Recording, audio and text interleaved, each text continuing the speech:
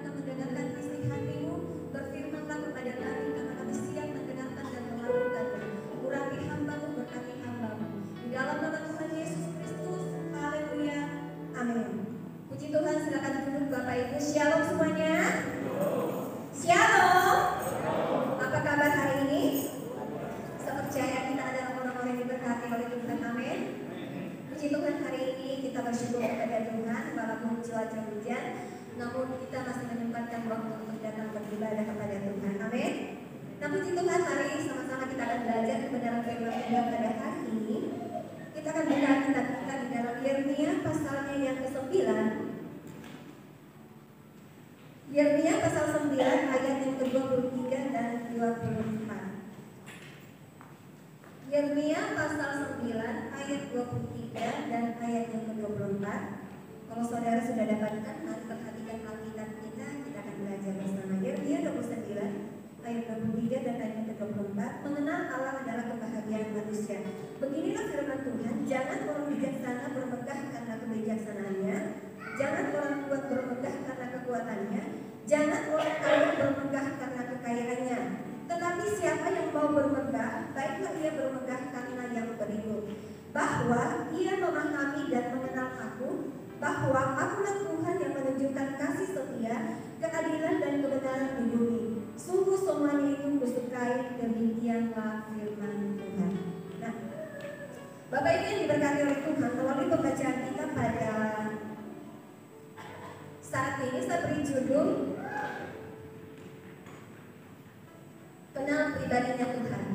Melalui pembacaan yang kita tadi baca, Yeremia pasal 9 ayatnya yang ke-23 dan 24, saya mengambil satu judul Kenal Pribadinya Tuhan.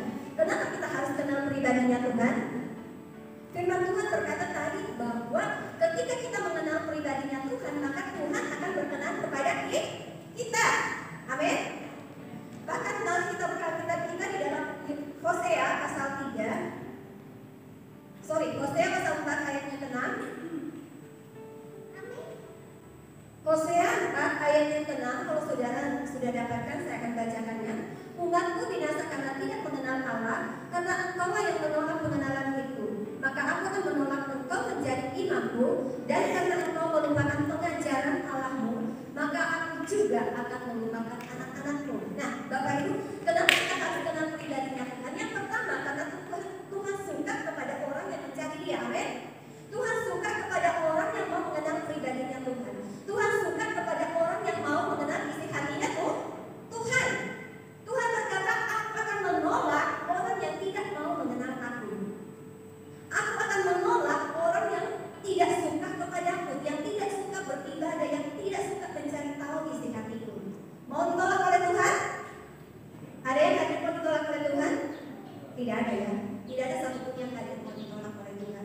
Bahkan saudara, kalau saudara bukan dalam terjemahan lain, saudara bukan dalam terjemahan lain, di situ dikatakan Tuhan tidak berkenan, Tuhan tidak akan memberkati orang yang tidak mau mencari pribadinya Tuhan.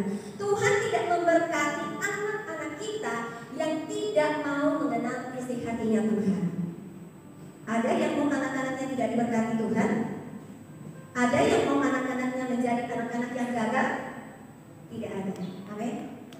Doa orang tua ketika dia punya anak, pasti doanya untuk anaknya, pengen anaknya ke depan menjadi seorang yang sukses.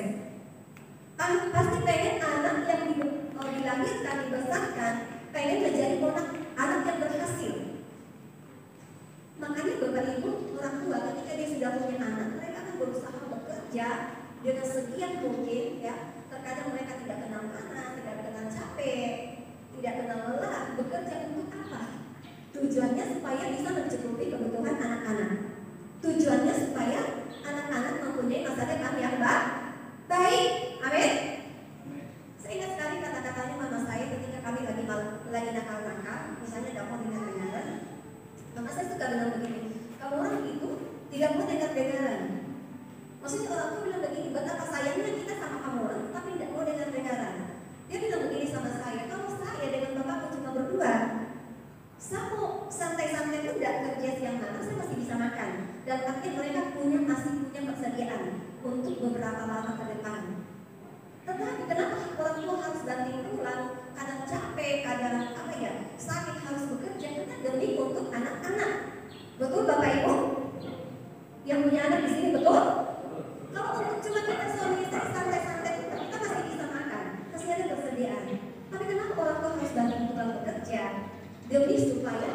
bisa makan, anak-anak bisa sekolah, supaya mereka punya masa depan yang baik. Amin. Nah, firman Tuhan berkata di sini bahwa Hosea tadi kalau kita lihat dalam terjemahan lainnya dikatakan, aku tidak akan memberkati engkau, aku tidak akan memberkati anak-anakmu kalau engkau tidak mengajarkan kebenaran kepada mereka, kalau engkau tidak membawa mereka untuk mengenal aku secara pribadi, mengenal apa yang menjadi isi hatimu. Nah, Bapak Ibu, kalau saudara mau diberkati, anak-anak saudara mau diberkati, bawa anak-anakmu mengenal pribadinya Tuhan, bawa anak-anakmu untuk mengenal pribadinya Tuhan. Amin. Jangan kita menjadi jemaat yang benar sama Tuhan. Mungkin kasar, mungkin bahasanya, tetapi ini yang saya bisa gambarkan, orang yang hanya mau berkatnya Tuhan. Banyak orang Kristen yang mengaku menjadi orang Kristen dari dulu, tetapi agamanya apa? Kristen dong. Orang tua saya Kristen, kok dari dulu saya menjadi orang Kristen. Tetapi cuma bangga menjadi orang Kristen, tidak mau mengenal pribadinya Tuhan.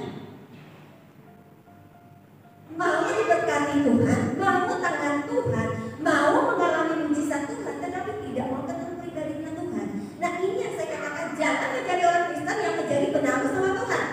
Amin. Jangan hanya mau diberkati Tuhan, jangan hanya mau mengenal tangan Tuhan, jangan hanya mau merasakan mujizatnya Tuhan, tetapi tidak mau cari Tuhan.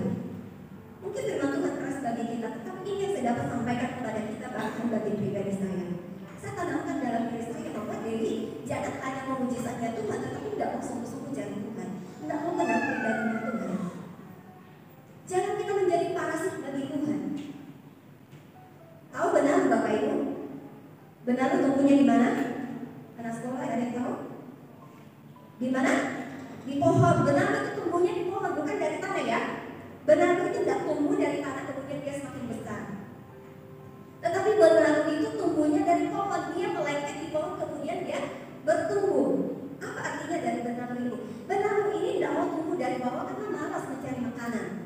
Tetapi dia hanya mengharapkan makanan dari pohon tersebut.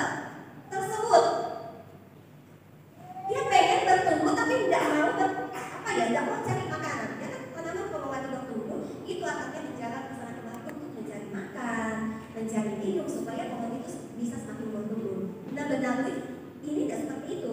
Dia hanya tumbuhnya di pohon, dia melengket di pohon. Bagaimana caranya supaya dia bisa bertumbuh? Yaitu makan dari pohon tersebut. Pohonnya mencari makan, jadi dia enak-enak tinggal terima. Nah, banyak orang Kristen seperti itu, pengen berkatnya Tuhan, pengen mengalami mujizat Tuhan, pengen turunan tangan Tuhan, tapi tidak mau cari Tuhan. Jangan menjadi orang Kristen yang benar bagi Tuhan. Jangan menjadi orang Kristen yang menjadi parasit bagi Tuhan. Amin. Nah, Bapak Ibu yang diberkati oleh Tuhan, bagaimana caranya kita mengenal Tuhan? Nah, ini dia yang kita akan pelajari. Bagaimana caranya supaya kita bisa mengenal pribadinya Tuhan? Jadi Bapak Ibu, tidak cukup kita menjadi orang Kristen. Ketika ditanya agamamu apa? Oh, Kristen. Cukup sampai di sini. Tetapi kita harus mendalami pribadinya Tuhan. Kita harus cari tahu pribadi Tuhan itu seperti apa. Isi hatinya Tuhan itu seperti apa. Caranya bagaimana? Bangun hubungan kita dengan Tuhan. Jangan menjadi orang Kristen yang malas beribadah. Jangan menjadi orang Kristen yang malas doa. Jangan menjadi orang Kristen yang malas baca firman Tuhan. Karena hanya melalui membaca firman Tuhan, melalui kita beribadah, melalui kita doa, melalui kita memuji menyembah Tuhan, kita bisa mengenal pribadinya Tuhan. Amin. Sama seperti misalnya saya membangun hubungan dengan siapa ya? Dengan seseorang lah. Saya pengen bangun hubungan dengan seseorang. Untuk mengenal pribadinya dia, misalnya contoh siapa ya? Mungkin contoh Ibu Elin lah ya. Saya pengen mengenal pribadinya Ibu Elin itu seperti apa. Saya pengen mengetahui isi hatinya Ibu Elin itu seperti apa. Tidak cukup saya mendengar dari kata orang Ibu Elin itu baik. Ibu Elin itu rohaninya bagus, tidak cukup. Saya harus meluangkan waktu terus-menerus untuk bertemu dengan dia, berkomunikasi dengan dia, berjalan bersama-sama dengan dia, supaya semakin hari saya semakin tahu sifatnya dia, pribadinya dia. Betul? Kalau kita mau mengenal seseorang itu harus kita sering-sering bertemu dengan dia. Tidak cukup kita dengar dari sosmed, atau mungkin kita lihat di sosmed, oh ini dia pribadinya seperti ini. Tidak cukup. Kita harus meluangkan waktu bersama-sama dengan dia. Nah, begitu pula dengan Tuhan. Untuk mengenal pribadinya Tuhan kita harus lebih banyak waktu ya, terus menerus, bukan on off ya, selalu on. Kita harus selalu on dengan Tuhan, bukan on off, sebentar iya, sebentar maju, sebentar mundur, sebentar ibadah, sebentar malas, sebentar doa, sebentar tidak, sebentar baca firman Tuhan, sebentar tidak. Bukan seperti itu. Orang yang mengenal pribadinya Tuhan terus menerus meluangkan waktu untuk Tuhan, berjalan bersama-sama dengan Tuhan, berkomunikasi dengan Tuhan, berdoa, membaca firman Tuhan, karena hanya melalui firman Tuhan kita bisa mengenal pribadinya Tuhan. Amin. Sekali lagi tidak cukup hanya kita kenal dari apa kata orang.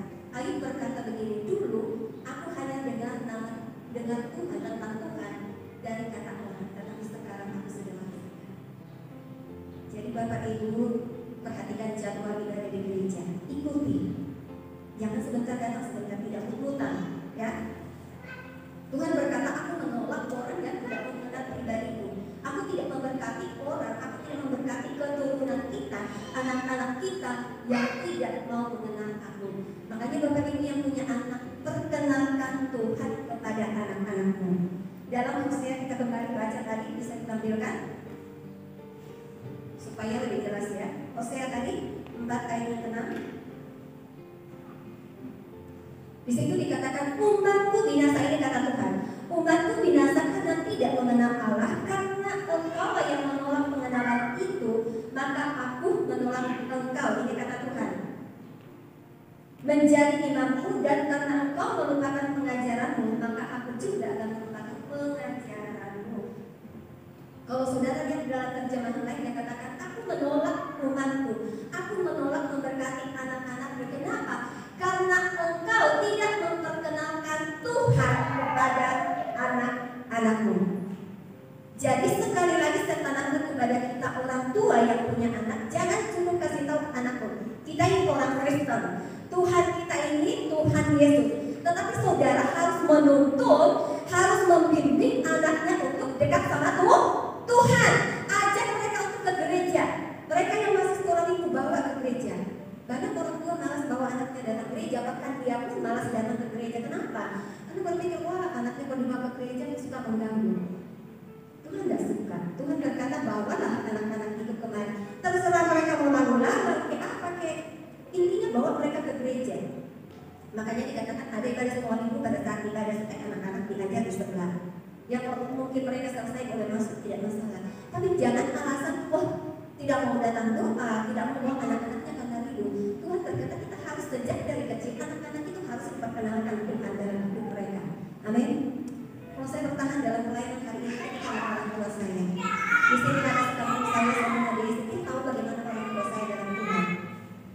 Mereka tidak kenal sakit, mereka tidak kenal panas atau apapun. Intinya mereka masih bisa berjalan walaupun sakit. Mereka datang ke gereja. Itu yang saya katakan, saya punya teladan dari orang tua. Orang tua tidak tinggalkan saya warisan harta. Mama saya sudah meninggal, puji Tuhan bapak saya masih hidup sampai saat ini, sudah tua. Saya bilang orang tua tidak kasih saya harta apa-apa ketika orang tua meninggalkan saya. Tetapi warisan yang mereka tinggalkan kepada saya adalah warisan iman. Yang saya lihat di orang tua saya berdua, selagi mereka masih bisa jalan, walaupun mereka sakit, selagi mereka bisa berjalan, mereka datang mencari Tuhan. Dan kami dari kecil memang ditanamkan tentang Tuhan. Mungkin dikira saya mengada-ada, orang tua saya ada di sini, ada sekampung saya di sini, kenapa orang tua saya. Kami dari kecil ditanamkan tentang Tuhan. Dan bersyukur kalau saya hari ini ada dalam pelayanan, walaupun banyak tantangan, saya masih bertahan. Kenapa? Karena orang tua memperkenalkan Tuhan sejak kecil kepada saya. Amin. Bapak Ibu yang punya anak, perkenalkan Tuhan kepada mereka. Kalau saudara mau anak-anak mereka diberkati Tuhan, tanamkan Tuhan dalam hidup mereka, perkenalkan Tuhan dalam hidup mereka, perkenalkan supaya mereka mengetahui pribadinya Tuhan, isi hatinya Tuhan. Pribadinya Tuhan itu seperti ini, oh Tuhan ini Allah Maha Kuasa. Seperti ujian tadi, bagi Tuhan tidak ada yang mustahil, bagi Tuhan tidak ada yang sulit, itu pribadinya Tuhan. Tuhan tidak dibatasi oleh kuasa mandamu. Isi hatinya Tuhan, artinya kita tahu mana yang baik, mana yang tidak baik. Kita tahu mana yang Tuhan suka, mana yang Tuhan tidak suka. Itu dikatakan isi hatinya Tuhan.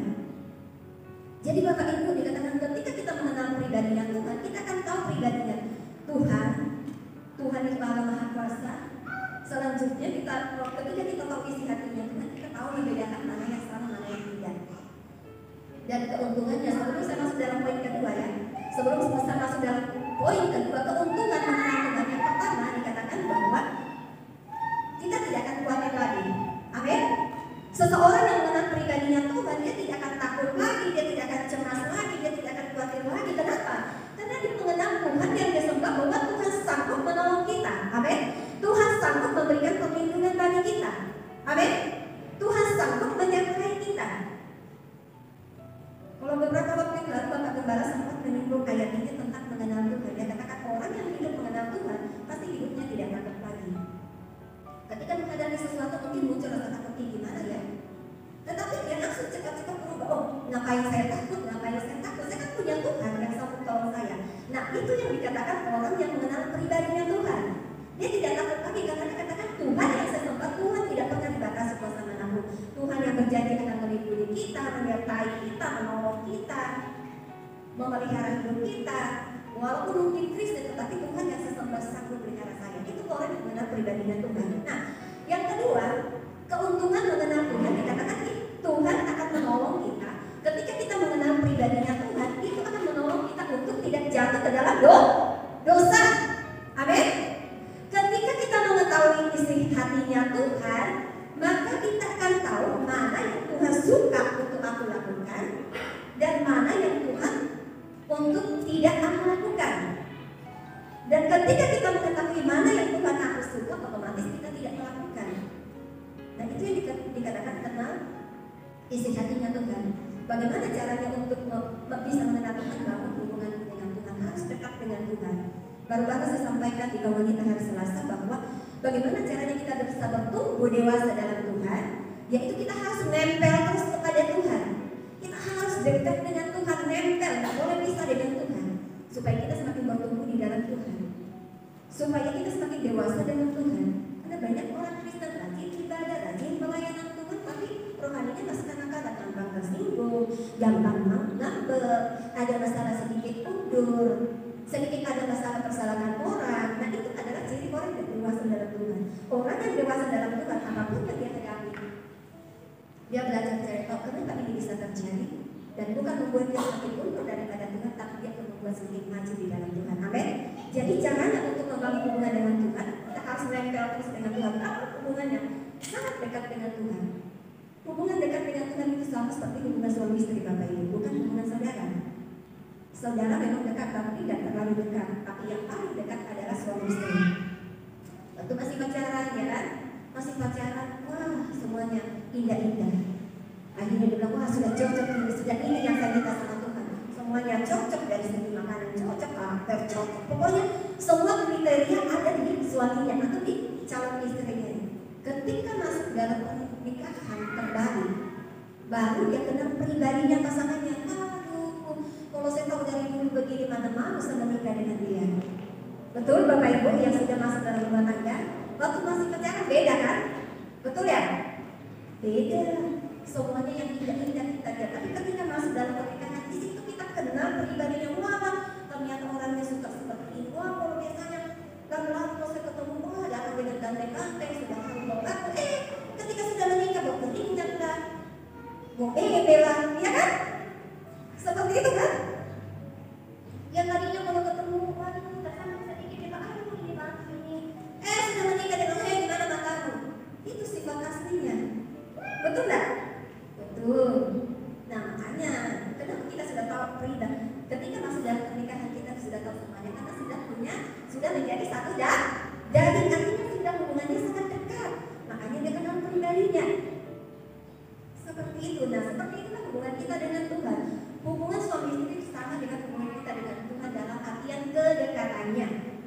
Harus dekat dengan Tuhan supaya kita tahu sebelumnya kita tahu pribadinya Tuhan seperti apa. Itu yang pertama. Yang kedua, yang pertama tadi saya lupa sebut, kata mengenal di situ memakai dua bahasa ya. Saya singgung lagi, saya lupa tadi pakai kata dua bahasa itu bahasa Ibrani dan Yunani. Bahasa Ibrani yaitu pakai kata yadah. Yadah artinya membangun hubungan yang intim dengan Tuhan, yaitu seperti hubungan suami istri. Itu yang pertama. Yang kedua, Kata mengenal yang kedua adalah dari bahasa Yunani, yaitu ginoski. Ginosko. Ginosko artinya kita mengenal Tuhan, yaitu melalui proses dan pengalaman kita.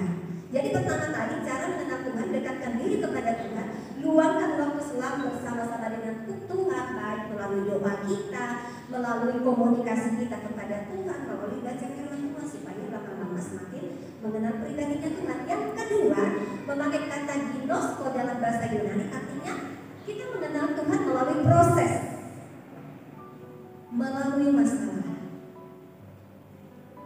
Masalahnya diberkati oleh Tuhan. Terkadang kita pengen mujizatnya Tuhan, tapi nggak mau diproses. Betul nggak? Kalau saya tanya di sini, siapa mau mujizatnya Tuhan? Pasti semua angkat tangan, betul nggak? Siapa yang mengalami mujizat Tuhan? Wah, ya ragu-ragu benar. Semua. Mau diproses sudah? Mujizat akan terjadi ketika ada proses. Betul? Tidak ada mujizat terjadi kalau tidak ada proses. Harus ada proses dulu baru mujizat itu ada. Amin. Kalau mau mengalami mujizat Tuhan harus siap diproses. Terbaru ketika kami cerita-cerita, saya cerita dengan salah satu ibu dari jemaat ini. Saya itu aku suka bersaksi, tapi bukan depan umum. Karena depan umum saya suka grogian, bahkan kalau saya bersaksi kemana-mana. Jadi terlalu panjang waktu, tapi saya suka itu secara pribadi. Ketika ada yang datang cerita, woi, bisa bersaksi begini. Makanya Tuhan suka bilang ke saya, oh kalian itu penasehat ajaib. Pokoknya di mana-mana ketemu orang nasihatin orang. Itu saya. Nah, baru kami ada kumpulan, ada masak-masak, terus kami cerita tentang pengalaman pribadi bersama dengan Tuhan. Kami pokoknya intinya kami berdua ini berkata seperti ini, berjalan bersama dengan Tuhan itu indah.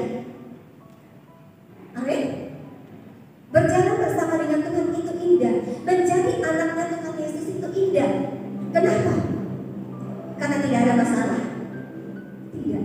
Bukan karena tidak ada masalah sehingga saya katakan berjalan bersama dengan Tuhan itu indah, tetapi melalui proses yang Tuhan izinkan untuk kita alami, ya, melalui mungkin sakit penyakit, melalui mungkin kekurangan atau apapun, di situ kita akan mengenal Tuhan, siapa Tuhan yang kita sembah sebenarnya.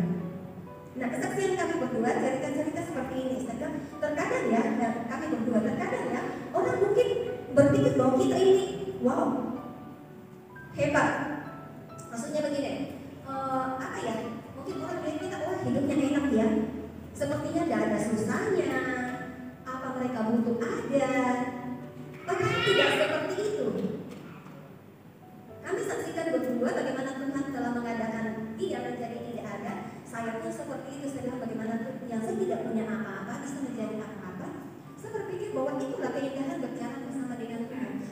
Bukan karena banyaknya kita punya deposito, banyaknya kita punya tabungan, bukan. Tapi memang kita tidak punya apa-apa simpanan pun, tidak punya. Tapi ketika kita butuh, kita doa sama Tuhan, Tuhan saya butuh ini dong, Tuhan adakan. Ketika butuh ini Tuhan, aku butuh ini dong, Tuhan adakan. Nah itu yang saya katakan indah berjalan bersama dengan Tuhan, yang kita tidak punya apa-apa, tetapi pada saat kita butuh Tuhan adakan. Pada saat kita pengen karena memang kebutuhan Tuhan adakan. Nah itu yang saya katakan berjalan bersama dengan Tuhan yang indah. Melalui proses hidup. Saya suka kalau teman-teman ketika saya bicara di pastori, saya suka kasih nasihat mereka, hamba Tuhan, karena setidaknya saya lebih terjun dalam pelayanan. Saya sampai saat ini sudah 22 tahun terjun dalam pelayanan Tuhan. Sudah kalau mungkin apa ya, kalau cewek-cewek mungkin sudah menikah ya. Sudah menikah, saya sudah 22 tahun terjun dalam pelayanan. Saya bilang sama teman-teman, seperti istilah sekarang orang bilang sudah rasakan pahit manisnya kehidupan. Pahit manisnya dalam pelayanan, sudah merasakan namanya asam garam dalam pelayanan.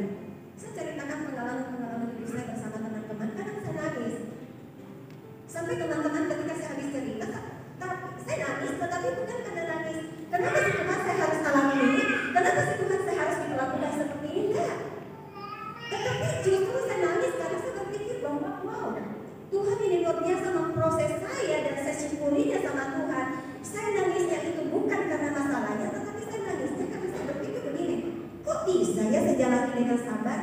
Kok bisa ya saya tidak benci dengan orang yang memperlakukan saya seperti itu? Kok bisa ya saya tidak marah kepada orang yang memproses saya? Itu yang saya nangis.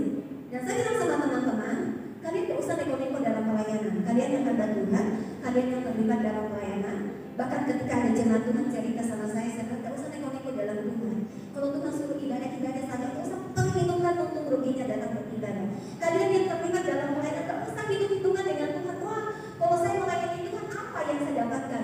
Kalau saya melayani Tuhan, saya sudah keluarkan tenaga, uang saya datang melayani Tuhan, apa yang saya harus dapatkan dari Tuhan? Tak usah pikirkan begitu, tak usah neko-neko. Kenapa? Karena Tuhan mau kita melakukan bagian kita, Tuhan melakukan bagiannya. Itu yang saya praktekkan dalam hidup saya. Saya katakan proses hidup itu tidak mudah saya alami.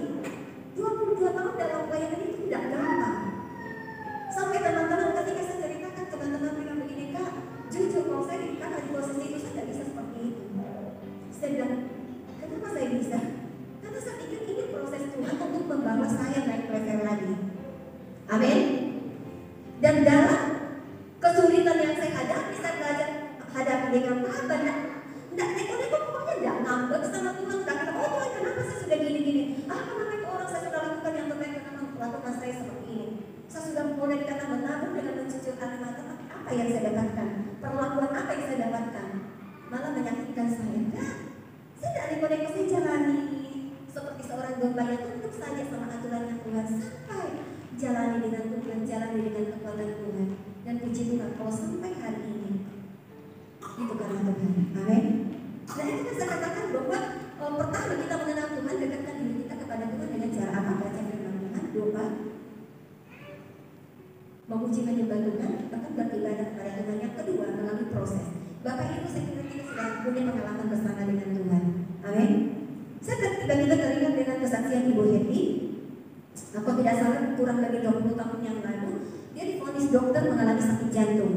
Dan sakit jantung ini dokter sudah mengatakan bahwa umurmu tidak lama lagi. Kalau tidak salah dibilang tinggal 6 bulan lagi atau apalah. Ibu Happy tahu kan saudara yang biasa duduk di depan, dikatakan bahwa dia sakit jantung dan umurnya tidak lama lagi. Pokoknya kalau tidak salah atau saya lupa, dikatakan umurnya itu tinggal 6 bulan lagi. Dalam artian tidak panjang umur lagi karena sakit jantung. Tetapi kalau hari ini dia sampai saat ini dia masih kuat dan sehat, itu adalah pertolongan Tuhan dalam hidupnya. Dan seringkali dia saksikan ketika dia ingat bagaimana Tuhan telah mengumpulkan dia dari maut, dia suka menangis. Dan dia katakan bahwa semenjak ketika Tuhan sudah menolong dia meluputkan dari maut, itu membuat dia, itu pengalaman dia dengan Tuhan, dia semakin kuat, dia semakin kokoh di dalam Tuhan. Apapun tantangan yang dia hadapi, apapun kesulitan yang dia hadapi, dia tidak takut lagi, dia tidak khawatir lagi, dia tidak cemas lagi. Kenapa? Karena dia punya pengalaman bersama dengan Tuhan. Bagaimana orang sudah divonis akan mati, tetapi Tuhan meluputkan dia. Dan itu yang membuat dia semakin kuat di dalam Tuhan. Dia punya pengalaman bersama dengan Tuhan melalui proses itu. Akhirnya membuat dia semakin teguh, semakin kokoh. Apapun yang dia hadapi, dia katakan saya tidak takut lagi, saya tidak khawatir lagi karena Tuhan yang sudah menolong saya, maka Tuhan yang sama akan terus menolong saya. Amin. Inilah yang membuat saya semakin kokoh di dalam pelayanan saya. Ada tantangan, ada masalah, ada kesulitan. Bapak Ibu kalau mungkin dengan kesaksian saya beberapa waktu yang lalu, tekanan saya hadapi bukan cuma hari itu dari dulu. Jujur terkadang timbul rasa takut dalam diri saya. Tetapi ketika saya sadar bahwa saya punya Tuhan loh. Saya punya Tuhan yang tidak terbatas, yang sanggup tolong saya. Orang yang berkenan dengan Tuhan pasti kan ditolong oleh Tuhan. Itu yang membuat saya semakin kokoh, semakin teguh dalam Tuhan. Jadi apapun orang mau buat sama kita, orang mau memperlakukan kamu bagaimana, apapun kesulitan yang kita hadapi, sakit penyakit, ekonomi, dan lain sebagainya, kita tidak perlu takut sebenarnya. Kita tidak perlu khawatir sebenarnya. Kenapa? Karena kita sudah kenal pribadinya Tuhan yang sanggup menolong kita. Amin. Ini yang saya dapat sampaikan pada pagi hari ini. Mari Bapak Ibu kenal pribadinya Tuhan. Jadi jangan hanya senang sampai menjadi orang Kristen, tetapi harus kenal pribadinya Tuhan lebih dalam, supaya kita tidak khawatir menjalani hidup kita, supaya kita tertolong untuk tidak melakukan dosa. Yang kedua, dikatakan bahwa dialah setiap proses demi proses yang Tuhan izinkan untuk alami dalam hidup kita. Tidak usah neko-neko, tidak usah, maksudnya jalani saja hidupmu. Tidak usah pusing dengan orang lain. Orang lain menghadapi masalah, tidak usah kita heboh-heboh. Wah, dia seperti ini, seperti ini. Jalani saja hidupmu, tidak usah urus orang dalam artian begini. Ketika engkau melihat orang lain jatuh, tidak usah sibuk urusin orang. Dia itu seperti ini, dia itu seperti ini, dia itu jatuh begini, dia itu rumah tangganya begini, dia itu pribadinya begini. Tidak usah. Tidak ada gunanya, tidak ada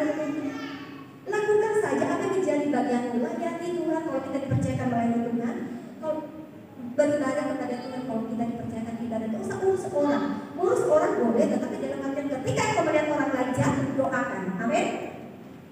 Saya banyak berita-berita saya dengar, tetapi satu pun tidak ada yang tahu kenapa. Saya harus ceritakan kejelekan orang lain kepada orang lain. Jadi cukup saya tahu, saya doakan. Makanya ketika ada berita-berita, biasa teman-teman tanya, pasti kakak sudah tahu tuh, saya sudah duga ini, kakak sudah tahu, tapi kakak mau bilang, mereka sudah tahu bahwa saya orangnya malas pusing dengan urusan orang. Dan artinya begini, ketika ada orang, ketika melihat orang lain jago, oh heboh sana kemarin, kamu dilupain cerita sama orang, dia yang duluan. Saya orang malas pusing begitu. Intinya saya punya prinsip sama Tuhan Allah, saya harus melakukan apa yang menjadi bagian beribadah. Kalau Tuhan suruh ibadah, melayani, kalau Tuhan suruh pelayanan, itu saja. Lakukan apa yang Tuhan mau untuk kita lakukan, itu saja yang kita lakukan. Maka Tuhan pasti akan pelihara hidup kita. Amin. Ini firman Tuhan, Tuhan berkati kita. Mari kita bangkit berdiri, kita akan pujian untuk tidak takut. Kita tidak akan takut menjalani kehidupan kita apapun yang kita alami, kita tidak akan takut. Kita tidak akan khawatir ketika kita kenal sebenarnya Tuhan. Tidak takut.